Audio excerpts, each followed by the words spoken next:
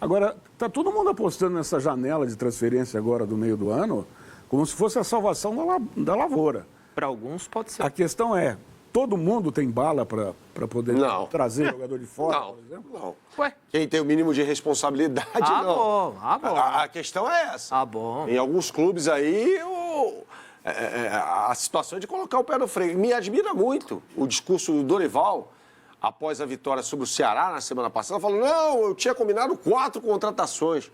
O Dorival teria de ser um cara para chegar e falar, não, eu entendo aqui o contexto do clube, né? Ele está pedindo reforços. O Corinthians está mega endividado, tem uma dívida impagável, né? E aí quem chega lá vai pedindo reforços na maior... Pô, mas no ano passado, o Augusto Melo já não contratou sem ter grana no caixa para contratar? Mas vai continuar assim, Cacá, e o clube que se vire.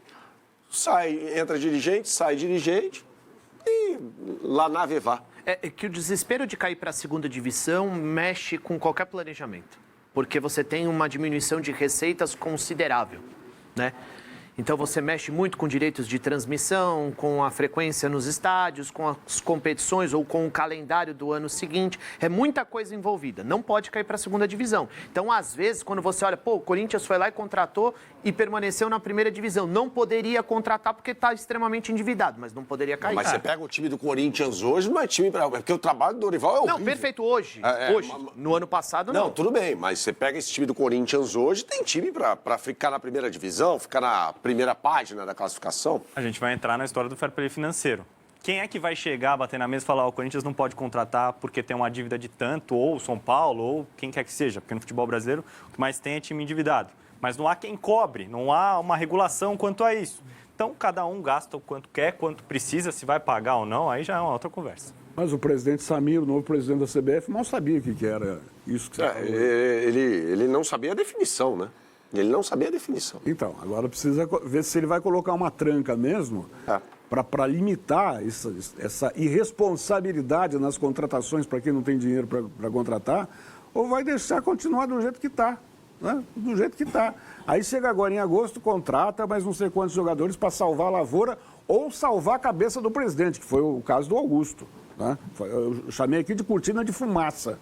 E até que deu um pouco certo, mas depois com o Memphis... A gente vai falar do Memphis. Eu só acho que a gente precisa pontuar uma situação, tá? Quando a gente fala sobre o fair play financeiro, a gente fica olhando muito para as equipes que estão endividadas, para os clubes que estão endividados.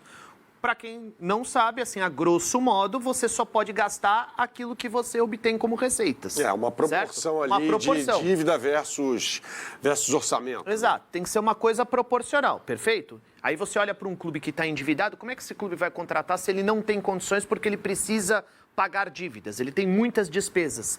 Ao mesmo tempo, se você entrega um clube na mão de um bilionário, onde a gente pode definir que o céu é o limite, você causa um desequilíbrio muito grande na competição ou no cenário brasileiro. Porque vamos supor que chegue aí um bilionário árabe e compre o Corinthians. O céu é o limite para esses caras. E aí? Como é que você consegue colocar algumas travas para deixar a coisa mais equilibrada? Ou não? O Textor no Botafogo. Exatamente. Precisa ir longe. Exatamente. Só lembra do E Textor. aí o torcedor botafoguense mais consciente, porque tem um monte aí que ataca em rede social e tal, e tá tudo certo, deveria olhar para o que aconteceu com o Lyon, né? Acho que o Lyon pode ser o Botafogo de amanhã. A situação terrível. O Lyon chegou a ser rebaixado, né? Depois voltou à Ligue 1, até porque interessava a todo mundo a permanência do Lyon. O Crystal Palace está bem das pernas? O Textor, é curiosa a história do Textor no Crystal Palace, porque ele tem a maioria, mas ele tem a maior parte, 45%. O Tim, ele está saindo fora agora. Mas os outros que detêm os 55% é que participam. O Textor quase não participa. É um time que foi campeão da FA Cup, em cima do City, né? Então, é o primeiro título da história do Crystal Palace. Então, um clube assim que o Textor tem uma participação, mas não apita nada. Né? Porque os outros que juntos somam 55% é quem dão as cartas. E assim, o fair play financeiro, ele vai ajudar os clubes que estão endividados, porque aí a galera vai precisar ser mais responsável. Vai obrigar esses clubes a pagarem dívidas importantes. Por exemplo, o Cuiabá, no ano passado, reclamou que o Corinthians não estava pagando o Ranieri e estava contratando, certo? E isso. Aliás, e o aquela prazo expira receita, amanhã, hein? e aquela receita para o Cuiabá era muito importante. O Cuiabá tem poucas fontes. O Cuiabá caiu. Exatamente. Então, a reclamação do Cuiabá foi justa no ano passado.